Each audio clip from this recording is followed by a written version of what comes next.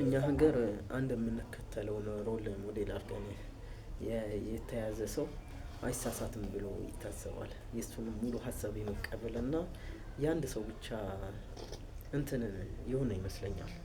ከዛን ያ ሰው ተሳስቶ ሌላ ሰው መልስ ሲሰጥበትና አይ ይሄ ነገር ልክ አይደለም ብሎ ሌላ ሰው እንትን ሲል በጭፍን ስለሚከተል አብዛኛው ማህበረሰብ ያንን ሰው መንካት የሆነ ትልቅ ወይ ፈጣሪን እንደመንካት ወይ ፈጣሪን እንትን ይሄ የፈጣሪን መጽሐፍ አድርጎ ያወረደው ነብይ አድርገው የመያዝ እንትን አለ። በጣም ከአቅም በላይ የመስቀል ሰዎችን ሮል ሞዴል አድርገው የያዟቸውን ሰዎች እንደዛ የማድረግ አለ እና ይሄ ነገር ጥሩ አይደለም።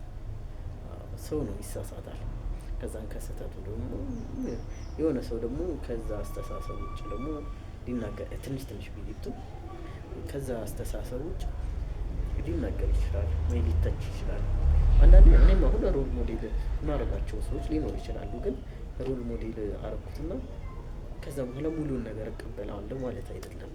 አንዳንድ እንትን የማይሆኑ ነገሮችን አይ ይሄ ጥሩ ይሄማ እንዴት ይሆናል ብዬ ሙሉ ነገር አለመቀበል። አንድ ሰውን በጣም የምንወደውና የምናከብረው ሰው ሙሉውን ነገር አንቀበልም፣ ይሳሳታል። ምክንያቱም እኛ ጭንቅላት አለና ለኛ እንትን ያላለውን ነገር ሁሉንም ነገር እንዴት እንቀበላለን? አይምሮ ያለን እንድናስብ ምናምን የተፈጠርን ሰዎች ነን። ስለዚህ ማሰብ እስከቻልን ድረስ ሙሉን ነገር መቀበል እኔ እንጃ ከባድ ይመስለኛል ብቻ